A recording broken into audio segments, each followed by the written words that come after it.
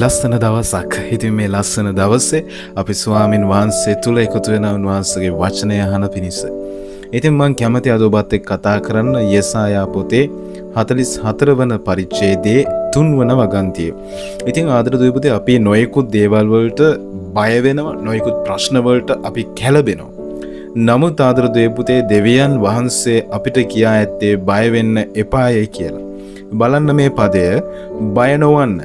මක් නිසාද පිපාසා ඇත්තා කෙරෙහි වතුරද වියලි භූමිය කෙරෙහි ජලධාරාද වගුරුවන්නෙමි. ඉතින් මං කිව්වනේ මේ මාසයේ මගේ සභාව දෙවියන් වහන්සේ බලවත් ආශිර්වාද කරන්න. මේ වචනයත් ඔබ හොඳට මතක තබා ගන්න. බය නොවන්න. උන්වහන්සේ කියනවා බය වෙන්න එපා. මක් නිසාද? ඇයි ඒ?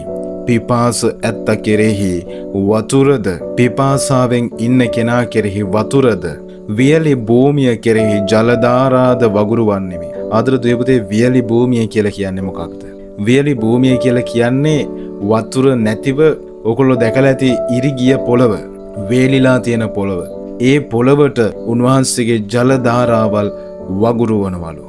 ඒ වියලි භූමියට උන්වහන්සේ ජලධාරාවල් වගුරුවනවලු. ඉතින් ආදරණීය පුතේ මේ වචනය කියන්නේ මොකද්ද? ඔබ ඉන්න තත්වය ගැන බය වෙන්න එපා.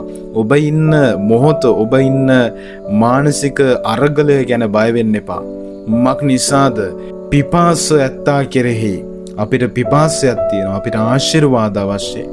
අපිට ආර්ථික ආශිර්වාද, අපිට මානසික ආශිර්වාද, අපිට භෞතික ආශිර්වාද අවශ්‍යව තිබෙනවා. ඉතින් උන්වහන්සේ මොකද්ද කියන්නේ? උන්වහන්සේ කියනවා එවැනි අය කෙරෙහි උන්වහන්සේගේ ජල දහරාවල් උන්වහන්සේ වගුරුවන්ට යනවා කියලා දවසේ.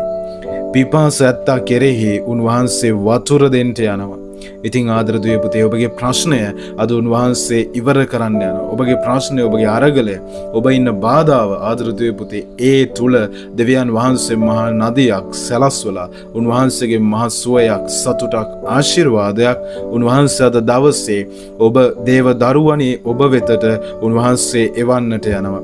ඉතින් ඔබ විශ්වාස කරන්න මේ වචනය. අපිට විශ්වාස කළ හැකි වෙන කිසිවක් නෑ. අපිට දෙවියන් වහන්සේගේ වචනය ඇරෙන්න වෙන කිසි වචනයක් විශ්වාස කරන්නට බෑ. මනුෂ්‍යයන්ගේ වචනය తాවකාලිකයි. ඔවුන්ගේ වචනය විශ්වාස කළ නොහැකි. නමුත් දෙවියන් වහන්සේගේ වචනය විශ්වාසනීයයි ආදරණීය පුතේ. උන්වහන්සේ කියන දේ උන්වහන්සේ කරනවා. ඉතින් මේ දවස් උන්වහන්සේ ඔබට ඒ වියරිලා තියෙන ජීවිතයට, ඔබගේ වියරිලා තිබෙනා වූ ජීවිතයට, ඔබගේ පිපාසා තියෙනා වූ ජීවිතයට උන්වහන්සේගේ ජලය එවලා, උන්වහන්සේගේ ආශිර්වාද එවලා ඔබගේ පිපාසය සංසිඳුවන්ට යනවා. ඔබගේ වියලි භූමිය උන්වහන්සේ ඒ තැනින්, ඔබගේ වියලි භූමිය උන්වහන්සේ ආශිර්වාද කරන්නට යනවා.